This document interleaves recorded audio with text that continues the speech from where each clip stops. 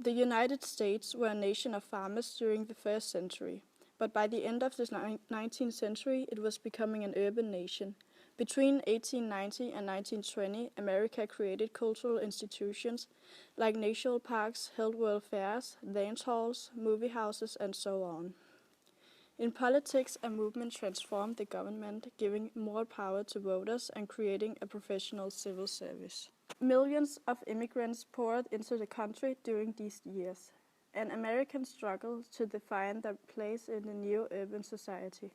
The white Americans assimilated European immigrants, but they excluded Asians and African Americans.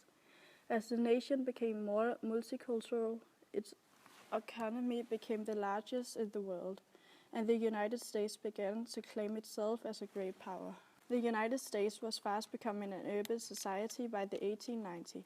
It scared many people that the future looked urban, because it was an unknown and new thing. They didn't know how America would be as an urban society.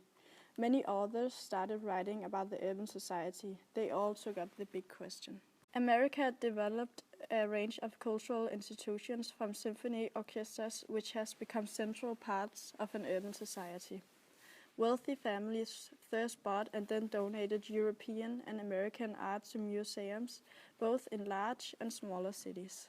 Between 1890 and 1920, the American society adopted reforms to its political movements.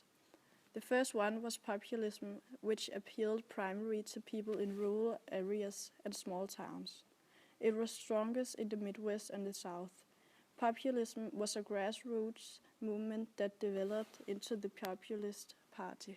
The second one was progressivism. Progressivism was more of a trend of thought than a political movement attached to one party. They were an urban movement among middle class and new professionals. To help the poor and working classes, a new profession of social work grew up to solve their problems. The police force were extended, and houses of prostitution were exposed and closed. More parks were built, and new institutions emerged, such as the Boy Scouts and the Girl Scouts. Century of isolation, the United States started to feel that it was no longer safe from potential attackers. A writer called Alfred Thayer Mahan said that in a world with steam-powered ships, the oceans no longer protected the country but made it vulnerable. He wanted control of Hawaii, Cuba, and Puerto Rico. He also wanted the U.S. to control any canal built across Panama. Other people argued that expansionism was necessary to open up foreign markets. In Cuba, there were a revolt against the Spanish, and many Americans wanted to help them become independent. When the American battleship the Maine blew up in the Havana harbor, the press wanted an invasion. And with the support of Cuba's rebels, they won. The U.S. emphasized its emergence as a great power in 1898 by overpowering Puerto Rico and the Philippines as well. However, the U.S. was not ready to assume a global role and remained an isolationist and a neutral country until World War I. Between 1890 and 1914, Americans were also becoming a world power economically. Not only were they industrializing, but specialization of labor and new manufacturing techniques made each worker more productive. With all these new developments, you could save a lot of time in the production, and these enormous savings meant that the price on the product fell, but at the same time the wages were increased.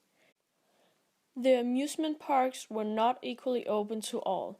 They were mostly for whites, including immigrants, most of whom were defined as white on arrival. Many in the white middle class did not respect the Russian peasant or the Sicilian agriculture worker as ideal material for American citizenship.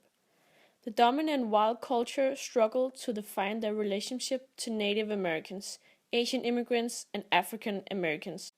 President Theodore Roosevelt was an intensely nationalistic progressive reformer. He was born into a wealthy New York family. He idealized the American West and spent several years living there among the cowboys. He educated at Harvard, but he disdained an easy career in law and instead entered politics as a progressive Republican. In 1898, when a war broke out, he organized his own company called the Rough Riders and became nationally famous for the victory over the Spanish. His popularity made him a suitable vice presidential candidate, and he moved into the White House after President McKinley was assassinated. When World War I broke out, America's economy was strong and there was no public sentiment to enter the conflict. The US resisted entering the war for more than 2 years, but drifted closer to the Allies during that time. American troops reached Europe in large numbers during the final year of the war, when the two sides were exhausted and deadlocked on French and Belgian battlefields. More than 1 million well-armed American troops soon tipped the balance in favor of France and Britain, the Russians having withdrawn from the conflict after their revolution. Germany were forced to surrender. World War I had an ironic result. It put the United States into the center of international affairs, but after playing a decisive part in winning the war, most of the Americans wanted nothing to do with the peace.